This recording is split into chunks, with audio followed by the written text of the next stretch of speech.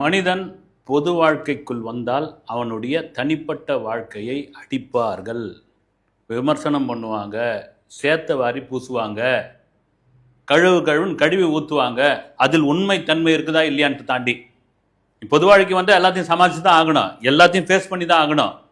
இதைத்தான் விஜய் விக்ரவாண்டி முதல் மாநாட்டில் சொன்னது என்னன்னா, ஏங்க வந்துட்டேங்க, நான் வந்துட்டேன், இனிமேல் பர்சனல் அட்டாக் பண்ணுவாங்க, என்னை பற்றி விமர்சனம் பண்ணுவாங்க, என்னுடைய குடும்ப சம்பந்தமான விஷயங்களை பேசுவாங்க, மொத்தத்தில் என் மேலே மொத்த ஃபோக்கஸிங் கொண்டு வந்து ஒரு விமர்சனத்தை வைப்பாங்க அப்படின்னா அது ஆரம்பிச்சது. அப்படியே ஆரம்பிச்சது தொடர்ந்துக்கிட்டே இருக்கு. சொல்கிறதுக்கான காரணம் என்னென்னா, இப்போ வந்த செய்தி, செங்கல்பட்டு நீதிமன்றத்தில் விஜயோடைய மனைவி சங்கீதா வந்து விவாகரத்து கோரி மனு தாக்கல் செய்திருக்கிறார் அப்படின்னு.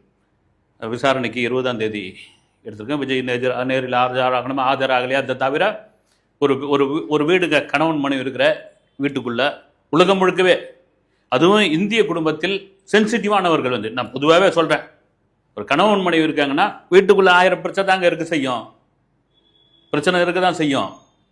ஒரு கணவன் மனைவிக்கு இன்னைக்கு சண்டை வரும், நாளைக்கு ஒன்றா குடிப்பாங்க, அந்த சண்டை ஒரு வாரம் நீடிக்கும், அதன் பிறகு பேசி இதுவாயிடுவாங்க, அந்த சேர்ந்தா வேற விதமாக மாறுச்சுன்னா வேற விதமாக போகும். இது காலகாலமாக நடக்கிறது தான். இதை நியாயப்படுத்த விரும்பலை நான்.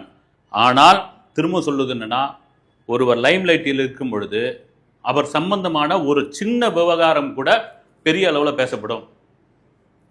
குடும்ப நல கோர்ட்டில் எத்தனை விவாகரத்து வழக்கு வருது. ஆனால் செலிபிரிட்டிகளுடைய இது வந்த பிறகு ஏன் அதை வந்து ஊடகங்கள் இப்படி எடுத்து பேசுறாங்க, ஏது பண்றாங்கன்னா, அப்போதான் வந்து வியூஸ் கிடைக்கும், அப்போதான் ஓடுவான், அப்போதான் தெரிய வரும். இது நடக்கிற ஒரு விஷயம்தான். நானே கூட சொல்லியிருக்கிறேன் வந்து, நீங்கள் செலிபிரிட்டிகள்லாம் தயவு செய்து இந்த விவாகரத்துன்ற விஷயத்தை வந்து தயவு செய்து கையில் எடுக்காதீங்கன்னு. ஏன்னா உங்களை பின்பற்றுகிற கோடிக்கணக்கான லட்சக்கணக்கான பேர் ஃபாலோவர்ஸ் வந்து, நம்ம அவரே வந்து அதை கையில் எடுத்துட்டாருப்பா, அவரே விவாகரத்து பண்ணுறாருப்பா, நமக்கு என்னப்பா அப்படின்ற ஒரு மனநிலை கண்டிப்பாக வந்துடும். சரி, விஜய் இது சரி, சங்கீதா அவங்க மனைவி விவாகரத்து கோரி இருக்காங்க. அதுக்குள்ளே பார்த்தீங்கன்னா குய்யோ முறையா ஆச்சா போச்சா.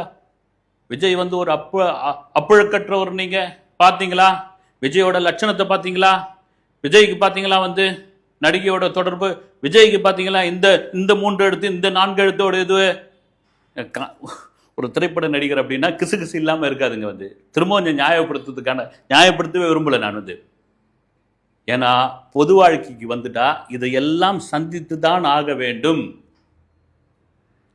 பல அரசியல் தலைவர்கள், பல ஆளுமைகள், பல சினிமா நட்சத்திரங்கள் இதையெல்லாம் சந்திச்சு தான் வந்திருக்காங்க. வந்து அதையெல்லாம் மீறி இன்னும் இருக்குது, விசாரணைக்கு இருக்குது. இன்னும் வந்து அவங்க எதிர்த்தரப்பில் வந்து ஒரு பதில் மனு தாக்கல் பண்ணுவாங்க, 2 பேரும் விசாரிப்பாங்க, இதனுடைய பின்னணி என்ன.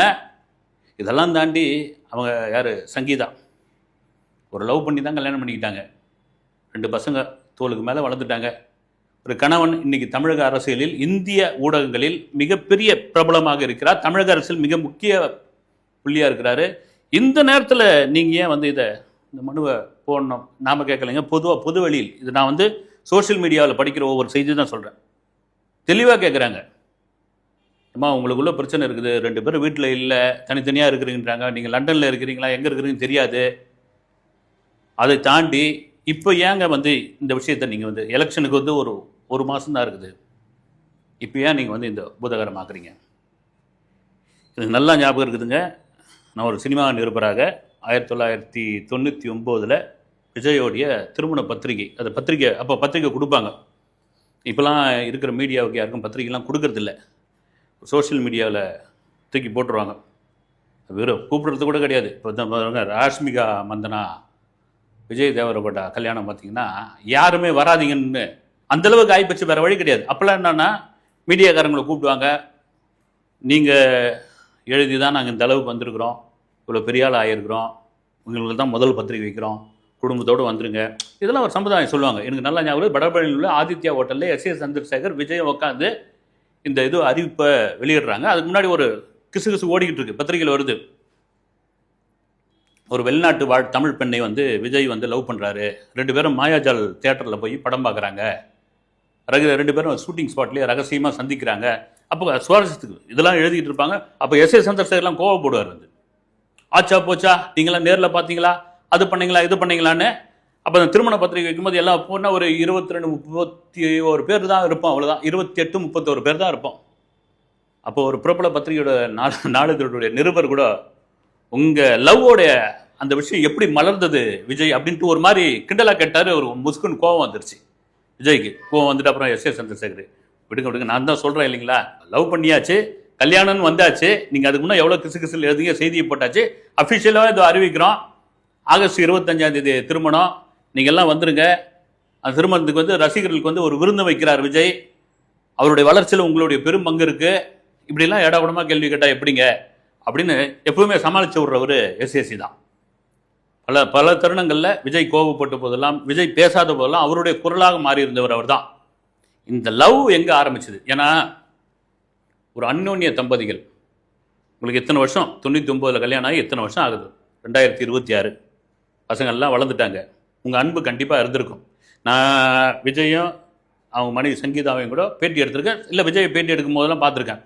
விஜய் எப்படி ஒரு மூடி டைப்போ அப்படியே எதிர்மறையான டைப் வந்து சங்கீதம், ஒரே கலகலகலன்னு இருக்கிற அப்படி ஒரு இது இவருடைய டைப். இது அப்போ எப்பவுமே சொல்லுவாங்கல்ல, இந்த எதிர் துருவமாக இருக்கிறவங்க தான் வந்து ரொம்ப அட்டாச்மெண்ட்டாக இருப்பாங்க, இல்லற வாழ்க்கையில் ரொம்ப கரெக்டாக இருப்பாங்க அப்படின்வாங்க.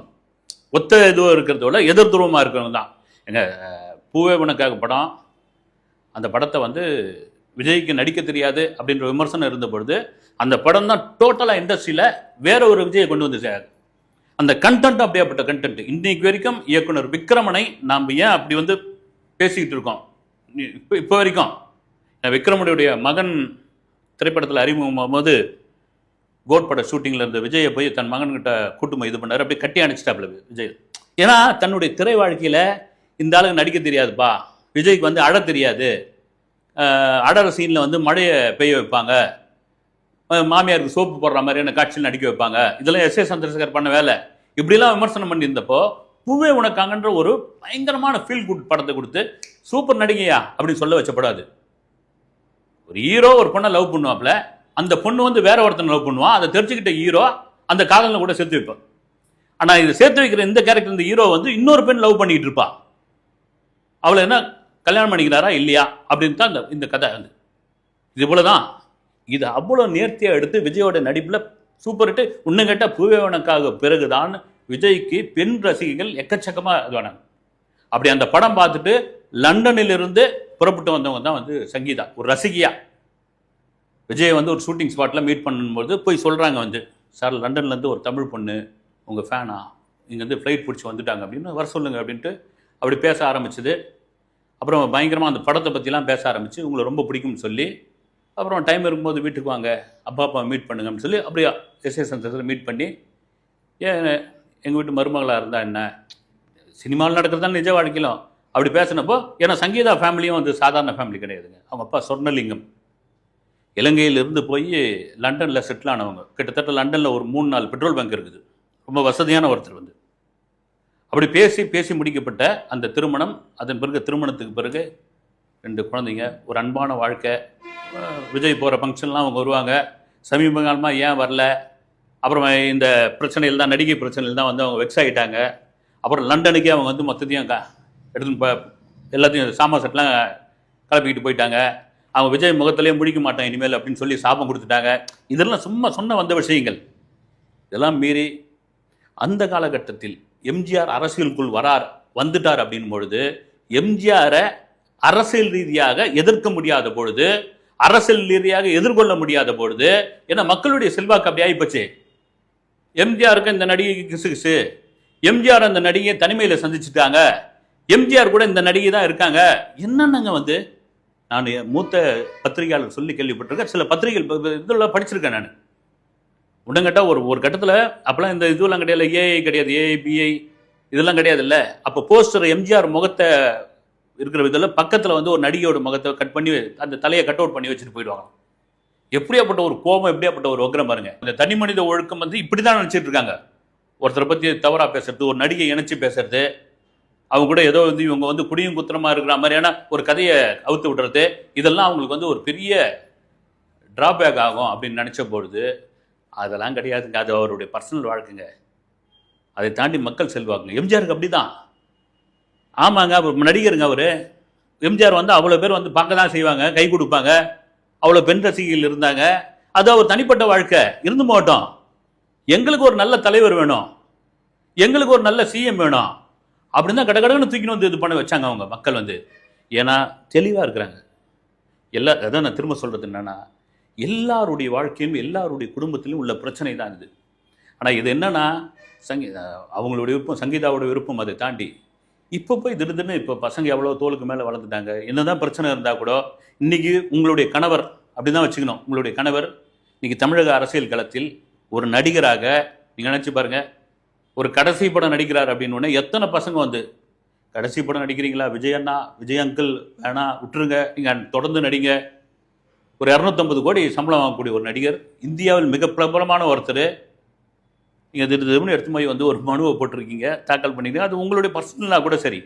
ஒரு பொது வாழ்க்கைக்கு வந்தாச்சு, பேசி தீர்க்க முடியாத பிரச்சனை எதுவுமே கிடையாது. இன்னைக்கு ஒரு போரையே வந்து ட்ரம்ப் நான் பேசி தீர்த்துட்டேன்றாரு வந்து, அவ்வளோ பெரிய போரையே அதை அடக்கவே முடியாதுன்ற ஒரு விஷயம் நான் பேசி தாங்க அது முடிஞ்சது வந்து அப்படின் பொழுது, ஒரு குடும்பத்துக்குள் 4 செவத்துக்குள் இருக்கிற ஒரு விஷயம், கணவன் மனைக்குள்ள 4 செவத்துக்குள்ள பேசிக்கிற ஒரு விஷயம், அதை வந்து நீங்கள் பகிரங்கப்படுத்திருக்கீங்க. ஏறக்குறைய அவரை விஜயை டேமேஜ் பண்ணுற மாதிரி, காயப்படுத்துகிற மாதிரியான ஒரு விஷயம் தான் அது வந்து. சொல்லுவாங்கல்ல ஊரில் வந்து, என்னையா ஊர் உலகத்தில் இல்லாத பண்ணிவிட்டான் அப்படின்னு.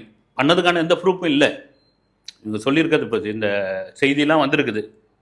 ஒரு நடிகனுடைய தொடர்பில் தொடர்ச்சியாக இருந்தார் அவர், அதுலேருந்து வர மறுத்துட்டார். அதனால தான் காரணம் சொல்லியிருக்கிறதா வந்து இன்னும் முழுமையாக அதனுடைய இது வரல. அதை தாண்டி என்னன்னா, அதை நியாயப்படுத்த விரும்பலை. ஒரு பெண்ணாக உங்களுக்கு எவ்வளோ வழி இருக்குன்னு தெரியும், அதுக்கான ஆதாரம் என்ன அப்படின்ற ஒரு விஷயம். இப்போ என்னத்துக்கு இந்த குற்றச்சாட்டு, இப்போ என்னத்துக்கு இந்த மனு தாக்கல், இப்போ ஏன் விஜயை ஃபோக்கஸ் பண்ணி இந்த விஷயங்கள் அப்படின்னு பொழுது, இதில் அரசியல் இருக்குப்பா. இந்த அரசியல் களத்திற்குள்ள விஜய் குறிப்பாக 2026 ஒரு பவுடர் பூசினவர், ஒரு பால்வாடி, அவர் இந்த அளவுக்கு வருவார்னு யாருமே எதிர்பார்க்கல. அந்த வளர்ச்சி, அந்த காண்டு. அப்போ நீங்கள் சொல்கிறத பார்த்தா ஏதோ இருக்கிற கட்சியெல்லாம் சேர்ந்து சங்கீதாவை தூண்டி விட்டு நம்ம செங்கல்பட்டு கோர்ட்டில் எடுத்துமே மனுவை போடுமான்னு சொல்கிறாங்களேன்னா, அது நான் சொல்ல வரல. அதை நான் அப்படி சொல்ல வரல. அதை தாண்டி நீங்கள் நினச்சி பார்க்கலாம்ல, இத்தனை வருஷம் வாழ்ந்துருக்கிறீங்க, நீங்கள் உங்கள் கணவரை புரிஞ்சிக்க முடியாமல் இருந்திருக்கோம். இத்தனை வருஷம் தாண்டி வந்திருக்கீங்க. ஒரு ஹீரோவை பார்த்துருக்கீங்க, அந்த ஒரு மாஸ் ஹீரோவை பார்த்துருக்கீங்க, ஒரு இளைய தளபதியாக பார்த்துருக்கீங்க. இன்றைக்கி அரசியல் களத்தில் அவ்வளோ பெரிய இடத்துல வந்திருக்காருன்னா எல்லாரும் அதை விரும்புவாங்க. மனைவிங்க வந்து, நம்ம கணவன் வந்து பாரியா இவ்வளோ பெரிய ஒரு செல்வாக்கு இருக்குன்னு.